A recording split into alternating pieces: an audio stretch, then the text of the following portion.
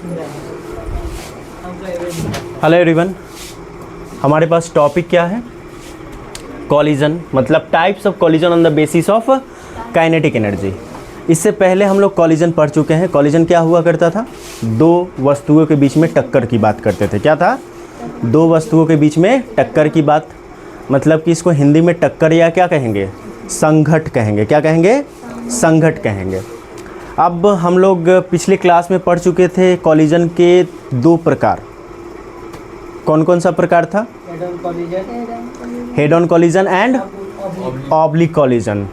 मतलब कि head on का मतलब था सम्मुख संघट और ऑब्लिक का क्या मतलब था? तिर्यक संघट। अब देखिए, ये जो दो प्रकार थे किस आधार पे थे?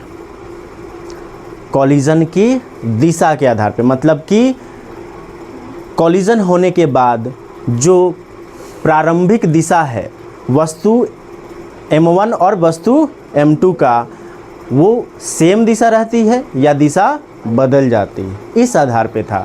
जैसे कि हम लोग पढ़े थे कि सम्मुख संघट यानी कि हेड ऑन कॉलिजन में क्या था?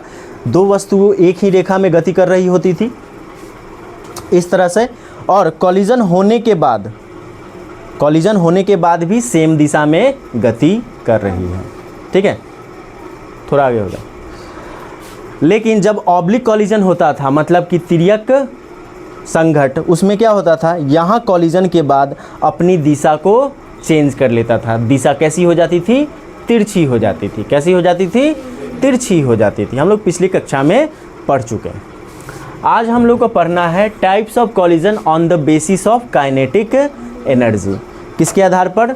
काइनेटिक एनर्जी के आधार पर, गतिज ऊर्जा के आधार पे।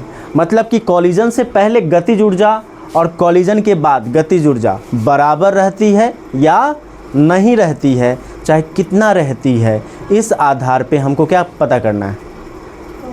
टाइप्स ऑफ कॉलिजन पता करना है। मतलब कि गतिज ऊर्जा के आधार पे। पहला जो है वो है इलास्टिक कॉलिजन। क्या है? Elastic collision. इलास्टिक से क्या पता चलता है आपको? लमरने वाला। क्या? लेकिन यहाँ पे इलास्टिक कॉलिजन उस तरह का बात नहीं है। ठीक है, जो हम लोग इलास्टिक जो रबर वाली बात करते हैं, गुण उसी तरह का है। ठीक है, रबर के गेंद को हम पटकते हैं तो, है ना, जिस फेंकने का मतलब क्या हुआ? काइनेटिक एनर्जी से फेंक रहे हैं और फिर ऊपर आ रहा है तो काइनेटिक एनर्जी। हमको इस सेंस में कैसे हो रहा है देखिए तो, एक रबर का गेंद हुआ, नीचे फेंके, अभी फेंकने के समय क्या है उसके पास? काइनेटिक एनर्जी है। नीचा क्या है? ज़मीन से टकराया और टकराने के बाद भी काइनेटिक एनर्जी है, फिर भी गति कर रही है ना ऊपर की तरफ। इस टाइप का इलास्टिसिटी की बात हो रही है। किस टाइप का? ये टक्कर वाले इलास्टिसिटी की बात हो रही है। वो इलास्टिसिटी अलग है, उसमें टक्कर नहीं है, हम बाहरी फोर्स लगा के उसको डिफॉर्म कर रहे हैं। क्या कर रहे हैं? उसके शेप को डिफॉर्म कर रहे हैं। वो स्प्रिंग जैसी चीज़ें हैं, वो इलास्टिक अलग है। लेकिन यहाँ पे इलास्टिक के मतलब क्या है? गतिज ऊर्जा के आधार पे हम बात कर रहे हैं। तो पहला जो है इलास्टिक कॉलिजन है। क्या है? Elastic collision. इसको हिंदी में क्या कहते हैं? प्रत्यास्थ टक्कर या प्रत्यास्थ संघट कहेंगे। क्या है इसमें? On the basis of kinetic energy है।